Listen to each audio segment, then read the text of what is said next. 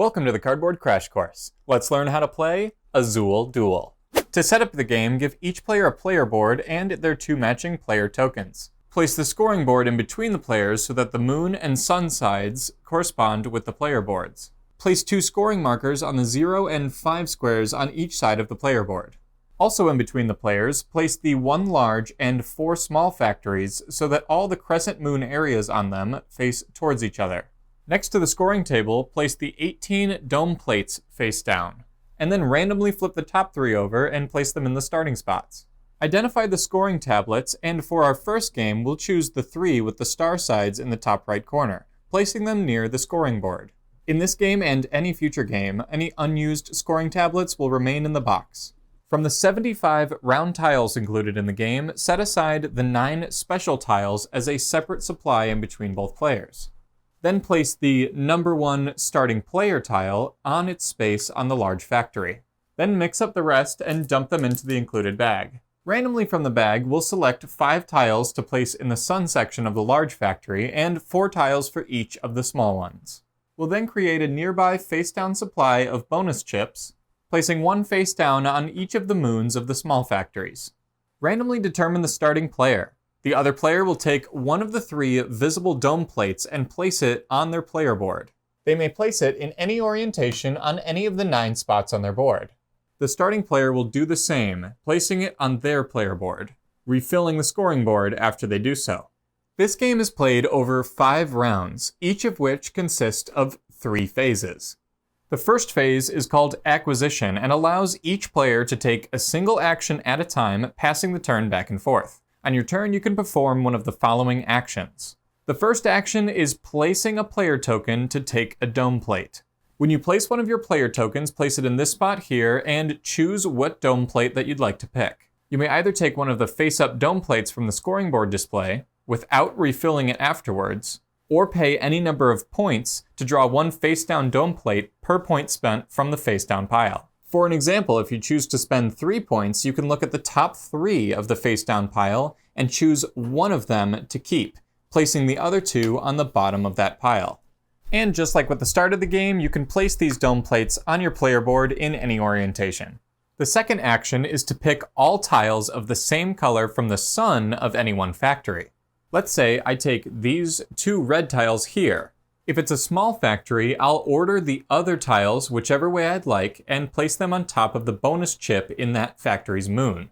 If instead I had taken the tiles from the large factory, I'd place the remaining tiles on any open slots here in that factory's moon.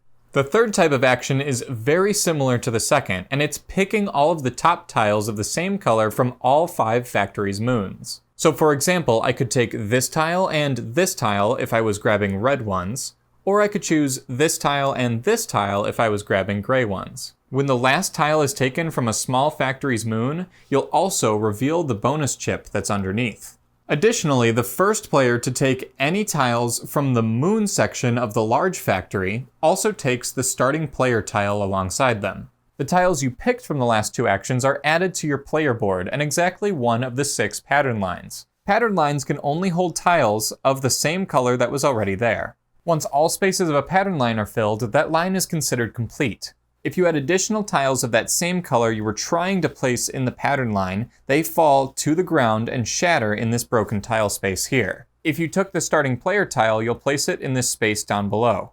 The fourth type of action you can do is taking a revealed bonus chip and placing it into your bonus chip storage. You'll always take 2 bonus chips per round because of the way the turns play out, and this helps you keep track of the rounds because there are 5 sections for the chips. Phase 1 ends when all factories are completely empty of tiles and bonus chips, and both players have placed both of their player tokens on the scoring board. Phase 2 is the scoring phase that both players resolve simultaneously. You'll go through the pattern lines from top to bottom, moving the rightmost tile of each complete line to an empty space of the same color on a dome plate in the corresponding line. For example, I'll take this rightmost gray tile from this gray complete line and place it on the dome plate in that same line. After that, I'll take the rightmost red tile from this complete line and place it on a red space in that same line.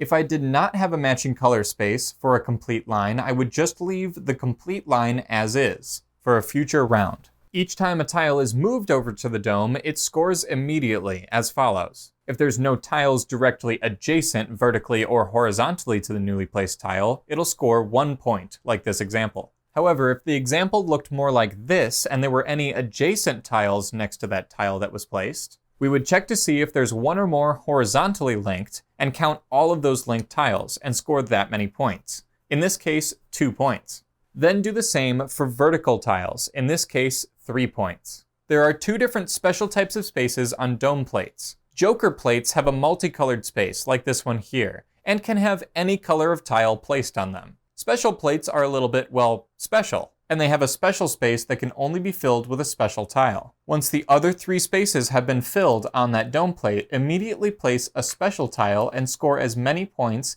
as are on the right side of that line of the connected tile. In this case, placing that special tile would score 4 points. We'll then check the left side of the player board and our broken tile space. For each tile there, we'll lose that many points. Additionally, the player with the starting player tile also loses 2 points. Any broken tiles here will be removed from the game entirely. Total up the number of points gained from tile placement and subtract the number of points you lost from broken tiles on your player board, and move your player marker on the scoring board up that many points. The third phase is the preparation phase, and it's skipped during the final round of the game. As long as it's not the final round, however, we'll do the following. Take back your 2 player tokens and place them near your board.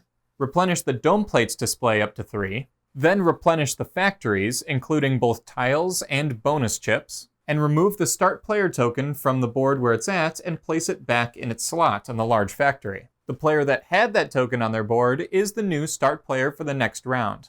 At the end of the game, additional points are also scored from the scoring tablets using the scoring tablet reference in the rulebook. At the end of the 5th round and scoring the scoring tablets for the end of the game, the player with the most points wins. If there's a tie, check who has the starting player token on their player board. That player wins the game. Thank you very much to Asmodee for sending this copy, and thank you for watching how to play Azul Duel. If you liked this and you want to learn how to play the original 2 to 4 player Azul game, check it out on the screen now. I'll see you next time at the Cardboard Crash Course.